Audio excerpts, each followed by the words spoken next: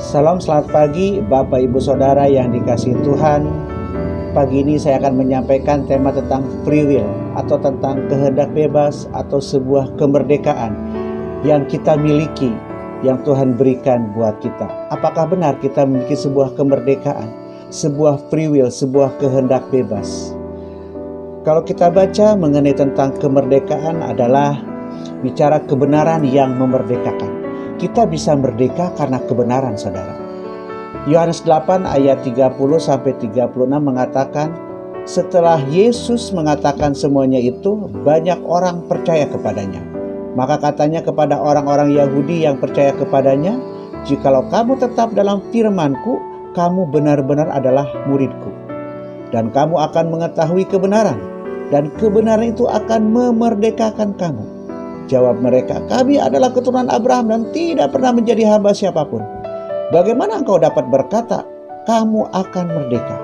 Kata Yesus kepada mereka, aku berkata kepadamu, sesungguhnya setiap orang yang berbuat dosa adalah hamba dosa. Dan hamba tidak tetap tinggal di dalam rumah, tetapi anak tetap tinggal dalam rumah. Jadi apabila anak itu memerdekakan kamu, kamu pun benar-benar merdeka. Ayat ini sering kita bahas, ayat ini sering kita dengar, tapi apakah benar kita memiliki sebuah free will, sebuah kemerdekaan? Jadi kehendak manusia bergantung kepada apa yang dipikirkan sebenarnya, saudara. Atau yang dirasakan, kehendak manusia menjadi berfungsi karena pertimbangan, pengambilan keputusan dalam pikiran dan perasaan. Jadi kehendak bebas atau free will atau kemerdekaan yang benar adalah berdasarkan pemikiran yang alkitabiah. Di luar itu muncul kehendak bebas dari si iblis yang merusak kehendak Allah yang benar. Ini menjadi poin penting, menjadi intinya, saudara. Dengan demikian maka kehendak manusia tidak bebas, tidak boleh disebut sebagai kehendak bebas atau merdeka tanpa tidak sepikir dan seperasaan yang terdapat di dalam Kristus Yesus.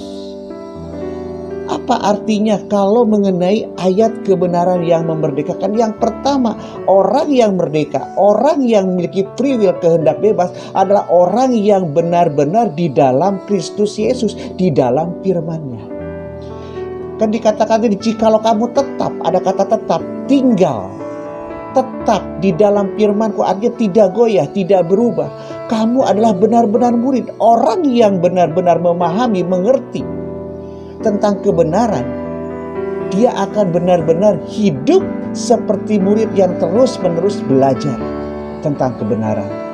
Yesus mengatakan, jika kamu tetap dalam firman-Ku, kamu benar-benarlah murid. Orang yang benar-benar murid Yesus adalah orang yang mengerti firman dan melakukan.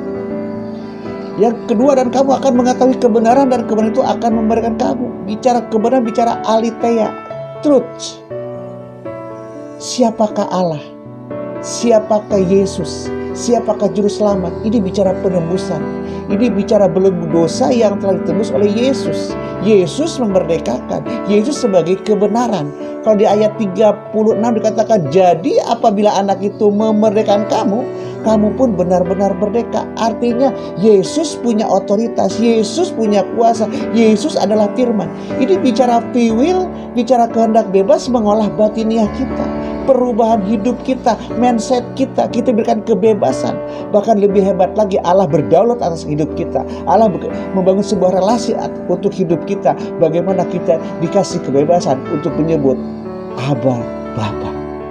Tidak ada Allah lain yang kita sebut dengan begitu dekat, Aba, Bapa.